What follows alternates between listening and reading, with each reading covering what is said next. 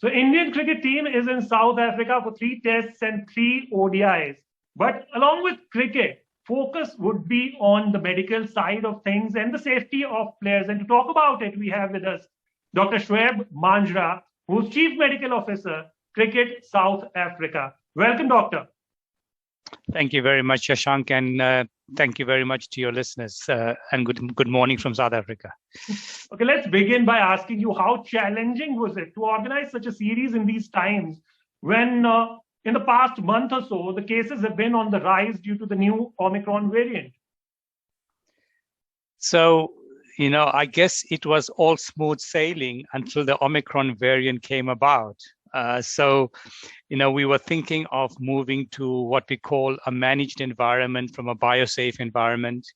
We recognize the mental challenges of a biosafe environment and the impact it has on players.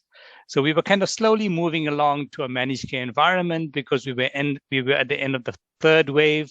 The numbers had got down significantly. We were looking at a couple of hundred cases per day.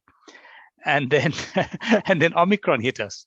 And then we had to kind of change plans, entirely go back to the biosafe environment model, strictly controlled environment.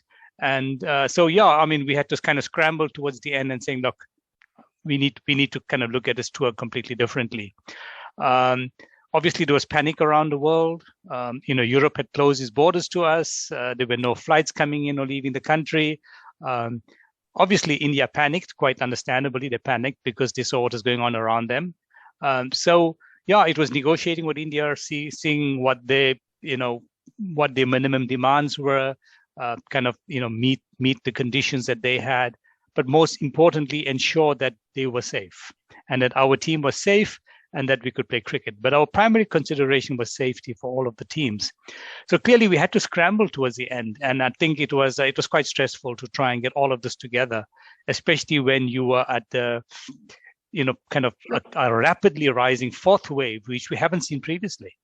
The fourth wave peaked in half the time that the third wave peaked.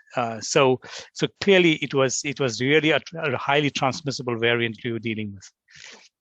Sure, doctor, but it is very difficult and challenging, I do understand, to make all the players comfortable and let them feel comfortable. What different have you done from the past series that you've hosted, like England and Sri Lanka, in this series? I think that the first thing that we did is, if you remember, India was going to come straight to South Africa after the New Zealand series. And because of the mental break, and they realized they were going to be in a strict biosafe environment, the Indian team delayed arrival in South Africa by a week. And I think that was important from a mental point of view, that I think that the Indian team had time to sit back, relax, take a week off, and then come to South Africa rather than a back-to-back series. So that was one. I think it was important from their perspective. From our point of view, I think we've just got we've had BSCs all along. So, sure. With England, with Sri Lanka, with Pakistan, we've had these biosafe environments strictly enforced. In this case, we kind of had to do it a little bit more strictly.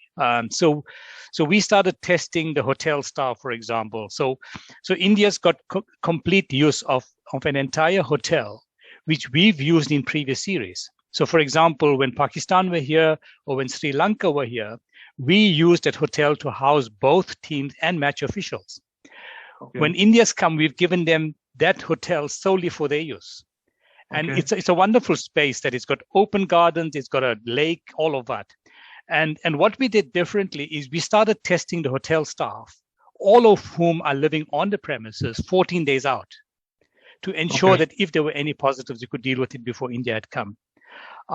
So that's one of the things we did. Well, the only other people living. Let me get one question across at this point only. What if a player tests positive? I understand that a hotel is totally for Team India, but what if a player tests positive? Would he be moved out of this bubble? And what are the guidelines on that? Yeah. So what, if you look at the layout of the hotel that they've got, that they're living in currently, it's a very open space. and the rooms are individual and there's no corridors, so it's like everybody opens out into a garden, and you're overlooking a lake. So our agreement with India, and in fact this recommendation had come from the Indian medical team, that if a player tests positive, we will isolate the player within the hotel premises, so we won't get them out if they're clinically stable. And the Indian medical team will continue to manage those players. Similarly with the Proteas, we have a similar protocol for them.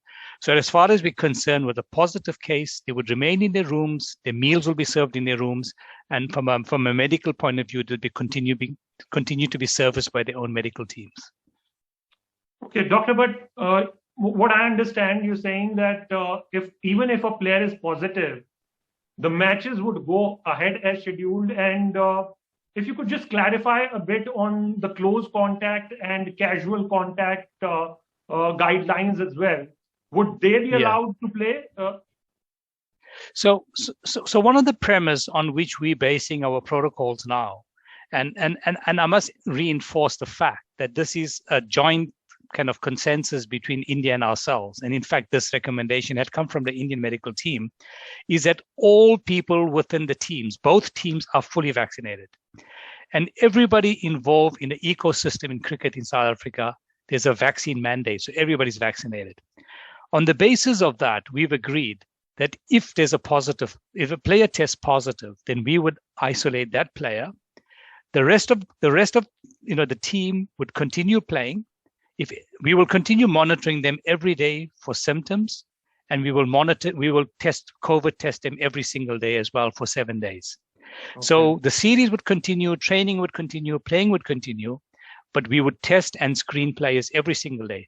If anybody's symptomatic, we'll obviously pull them out and isolate them. Or if there's a person under interest, under investigation, we would do a similar thing. But as far as we're concerned, we're not going to quarantine 10 players, because we also realize that trying to determine who's a close contact and who's an incidental contact is a fool's errand. It's very difficult to do that.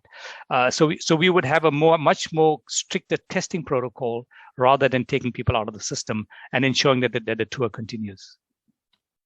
Sure. I think we can only talk about it once we get there. So, but one question I would definitely want to ask you is, and I do understand that the chances of this happening is very bleak. Still, what if the borders are closed? What happens to the Indian team then?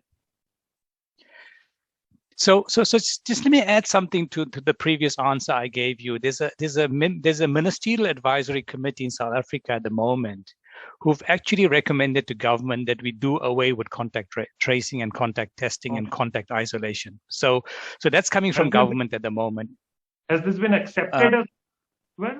No, it hasn't been accepted. So it's come from a number of experts. The government is currently considering it, and if that is implemented, then we kind of do away with contact tracing and isolating of contacts. But so that's kind of on the cards. But the ministerial advisory committee is making their recommendation. In terms of borders being closed, I mean, South Africa is still at level 1 shutdown. There's probably close to zero chance of our borders ever being closed. We've reached a peak of the fourth wave. We're on a downward curve of the fourth wave. So, we don't see it getting worse. We just see it improving now. Although the cases are going up and down, but generally there's a downward trend. So most of the epidemiologists have said that we're on a downward curve. We've reached the peak of the fourth wave. So it's highly unlikely that the borders would be closed. But even if the borders are closed, in a rare instance and India need to leave, they've come on chartered flight and there would be no impediment to them leaving the country. But we see this tour continuing, and all three test matches and all three ODIs will be played. Okay, great to hear that. And let's get our focus back on the cricket as well. Which player, Indian player I'm asking about, do you want to see scoring centuries and taking 5 for? I'm not going to guess that. All I want to see is on Sunday morning when the first ball is bowled and the series begins. To me, that will give me the greatest pleasure. Yes, you've got a fantastic team in all formats. So I think it's going to be a really, really challenging series for us as well. So I think I'm looking forward to a great game of cricket.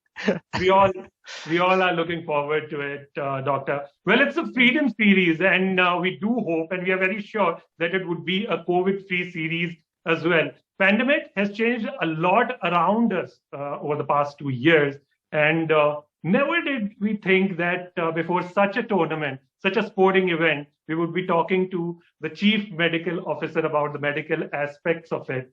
So thank you, Doctor, for joining us on NDTV. Thank you. Yeah, if I can just end off, the Freedom Series is important because India was the first country to host South Africa after isolation. It's been 30 years. So to me, this has huge kind of symbolic value to us as well.